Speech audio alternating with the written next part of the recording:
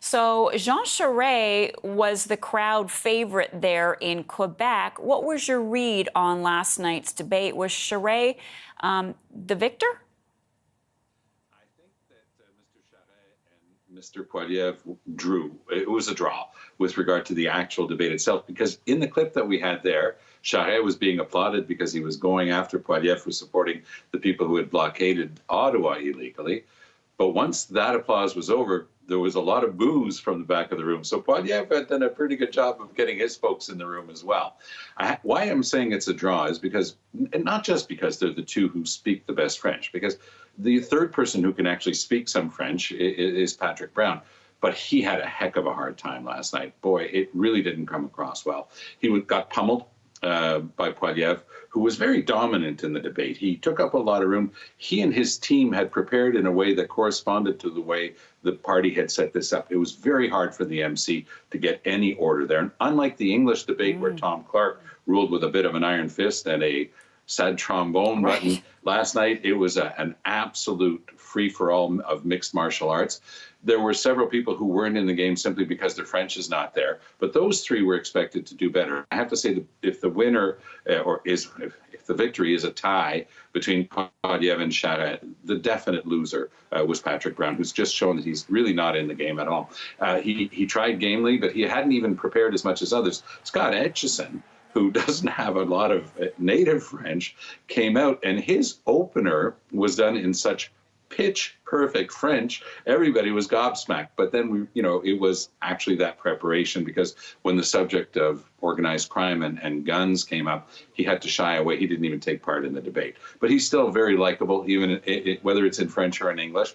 Mr. Baber had the most difficult time, along with Leslyn Lewis. But I would also add that on the flip-flops of Pierre Poilievre, because on Bill 21 that openly discriminates against religious minorities, he has flip-flopped. He'll try to deny it, but he's changed his position.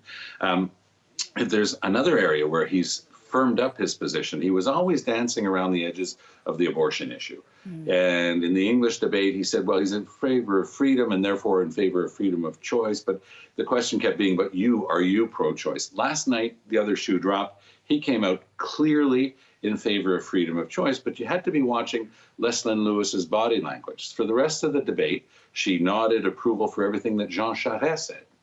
And at the end of the debate, it was a very frosty handshake between her and Pierre Poilievre. I think that she's more comfortable with someone like Charest, who has always on principle said that he is pro-choice, never danced around, never changed his mind. Then with regard to Poilievre, she clearly thought that maybe he was an ideological ally, but he was being more careful. Once that mask dropped, Lewis didn't seem impressed, and she's got a lot of votes. So with that ranked ballot, depending on who gets through in which round, I had always assumed that most of her votes, Marcia, would go to Poilievre.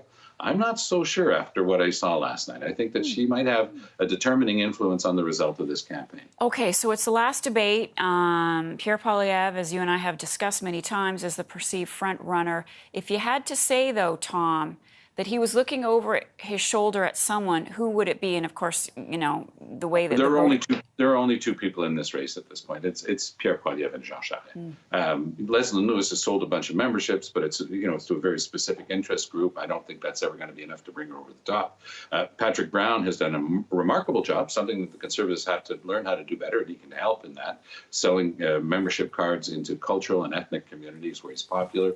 But he really came up short last night. I don't want to insult anybody, but for a guy who had some French, and I know that he did, he clearly had not been working on it. He would have these sentences. It's because I'm Anglophone, but I'm fluently bilingual, that I could actually understand what he was trying to say, because there were always a bunch of English words that were coming in to what he was trying to say in French. It was a surprise to me, because he had a good base, and if he had worked on it as much as Aitchison or Leslyn Lewis, because she was really, compared to the last debate a couple of years ago, last night, it was really remarkable. The progress is amazing, but it would still never allow any of them to take part in the real national debate with the other leaders and be convincing and be able to talk to a Francophone audience.